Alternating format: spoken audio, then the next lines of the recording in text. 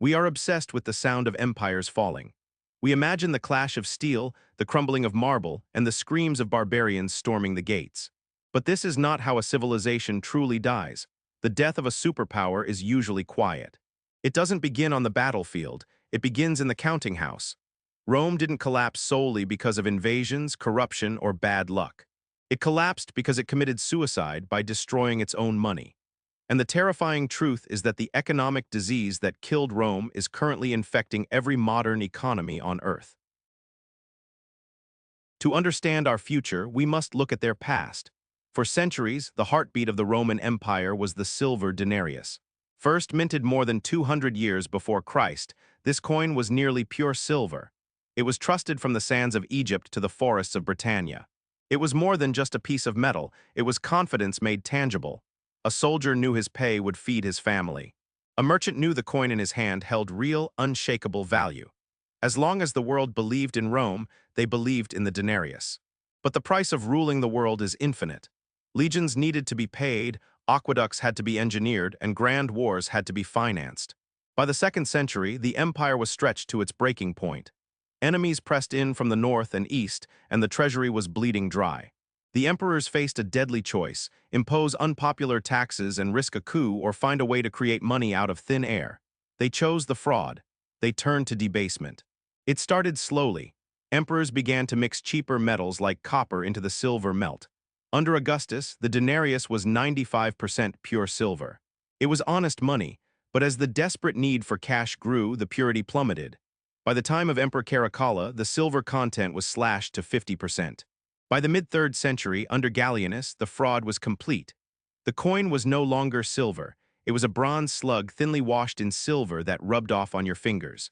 It contained less than 5% real value. The people were not fools. They could feel the difference in the weight, they could see the copper shining through the lie. The consequences were immediate and brutal. Because the money was worthless, merchants demanded more of it to part with their goods.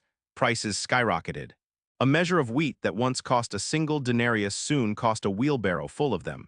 This wasn't just economic theory, it was a humanitarian disaster. Soldiers mutinied as their pay lost its purchasing power. Local economies collapsed into primitive barter. The trust that held the empire together evaporated, leaving only chaos in its wake. This era is known as the crisis of the 3rd century, a 50-year nightmare where Rome nearly ceased to exist. Civil wars raged, plagues spread, and emperors were assassinated with dizzying frequency.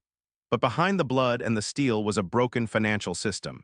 Farmers walked away from their fields because it cost more to grow food than the money was worth.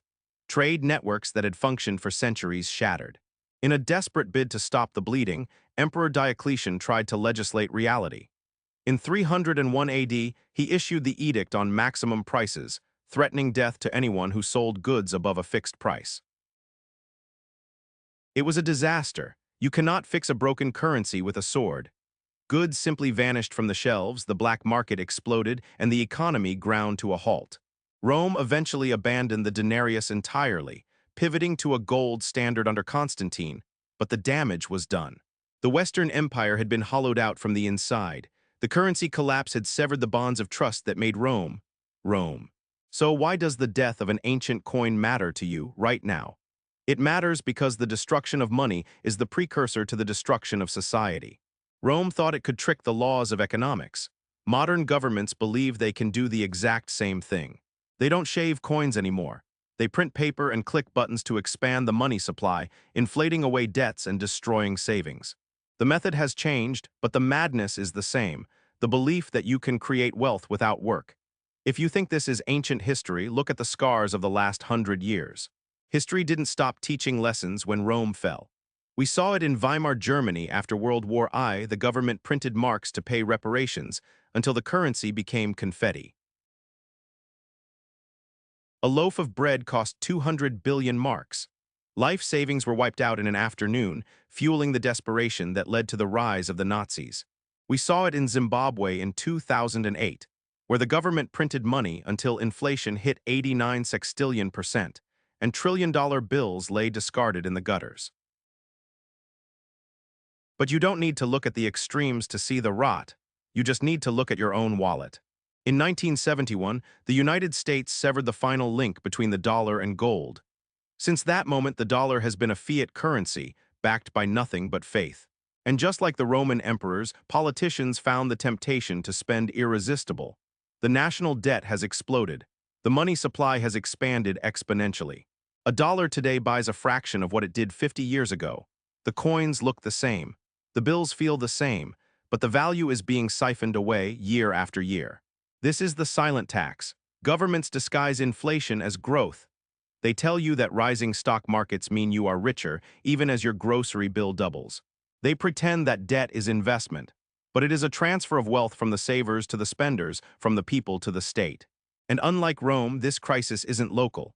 Today, the entire global economy runs on fiat currency. When the next cracks appear, they will not just split an empire, they will shake the world.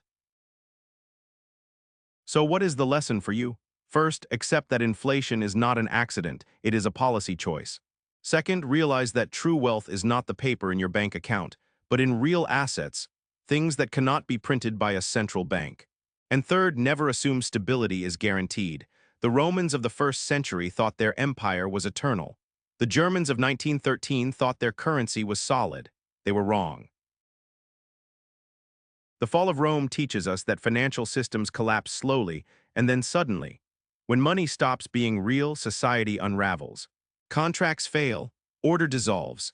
The barbarians might eventually kick down the door, but remember, the treasurer unlocked it from the inside long before they arrived. History doesn't repeat, but it echoes. And if you don't listen to the echo, it will deafen you. The fragility of money is the fragility of civilization itself. If this gave you a new perspective, make sure you are subscribed. The past holds the answers for the future, and I'll show you where to look.